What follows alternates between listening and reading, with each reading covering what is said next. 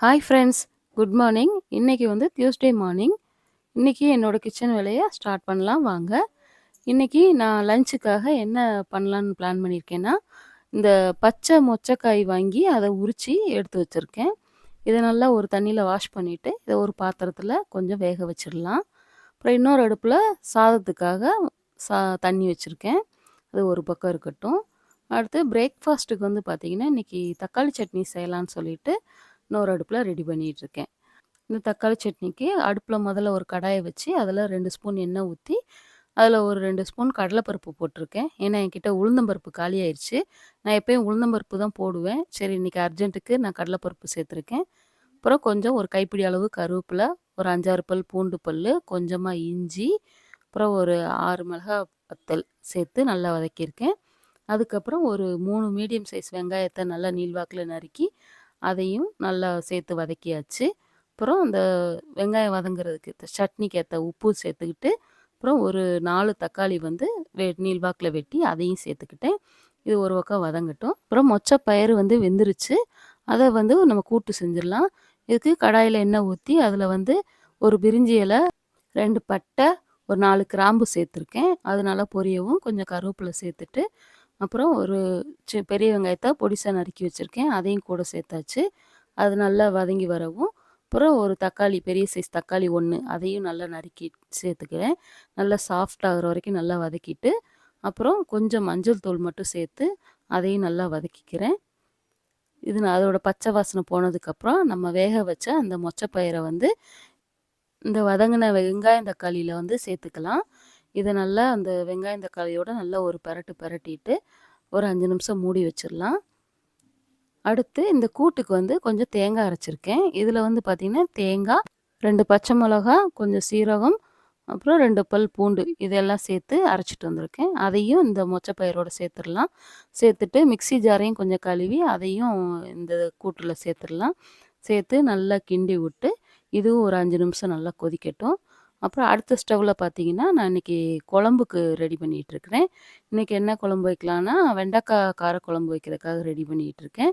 இதில எப்பயும் போல தாளிச்சு விட்டுட்டு, கடுகு, வெந்தயம், சீரகம், கருவேப்பிலை இதெல்லாம் போட்டு தாளிச்சுட்டு, அப்புறம் வெங்காயத்த போட்டு நல்லா வதக்கிக்கலாம்.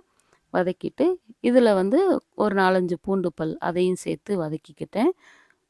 பூண்டு விலை அதிகமா இருக்குங்க. அதனால எல்லாத்துலயுமே சும்மா 2, 3, 4, 5 இவ்வளோதான் போட முடியுது. ஆனா காரக்குழம்புல நெறைய பூண்டு பல் சேர்த்து போட்டிங்கன்னா, சூப்பரா இருக்கும் குழம்பு. அப்புறம் ஒரு தக்காளி சேர்த்து அதையும் நல்லா வதக்கிக்கிறேன்.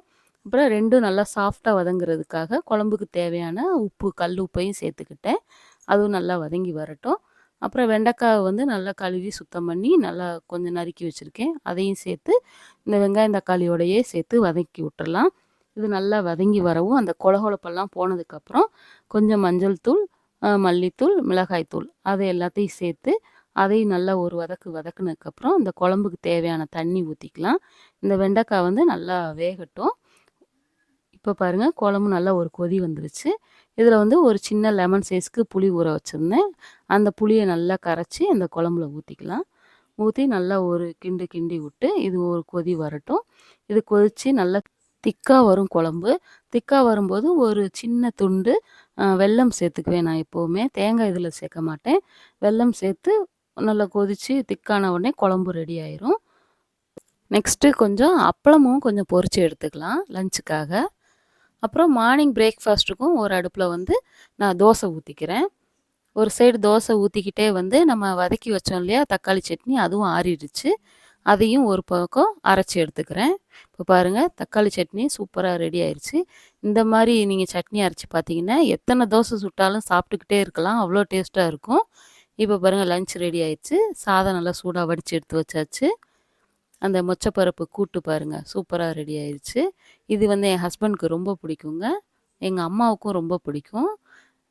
நல்லாயிருக்கும். அடுத்து கொஞ்சம் தயிர் சாதம் வேணும்னு சொல்லி கேட்டாங்க எங்க ஹஸ்பண்டு. அதனால அவருக்கு கொஞ்சம் தயிர் சாதம் கிளறிக்கிட்டு இருக்கிறேன். எப்பயுமே தயிர் சாதம் கிளறும்போது வந்து நம்ம லஞ்சுக்கு குடுத்தனுப்பும்போது மார்னிங்கே வெறும் தயிர் மட்டும் போட்டு குடுத்தோம்னா, புளிச்சிரும் சீக்கிரம். அதனால கொஞ்சம் தயிரு, அதில கொஞ்சம் பாலும் சேர்த்து நீங்க கிளறி குடுத்தீங்கன்னா, அவங்க சாப்பிடும்போது நல்லா கரெக்ட்டா இருக்கும். ரொம்ப புளிக்காது. அடுத்து வெண்டைக்காய் புளிக்குழம்பும் ரெடி ஆயிருச்சு. அப்பளமும் ரெடி ஆயிருச்சு. அவ்வளோதான் இன்னைக்கு சமையல். இந்த வீடியோ பிடிச்சிருந்தா சப்ஸ்கிரைப் பண்ணுங்க, லைக் பண்ணுங்க, ஷேர் பண்ணுங்க. பெல் ஐகானையும் பிரஸ் பண்ணுங்க, கமெண்ட் பண்ணுங்க. தேங்க் யூ ஃபார் வாட்சிங்.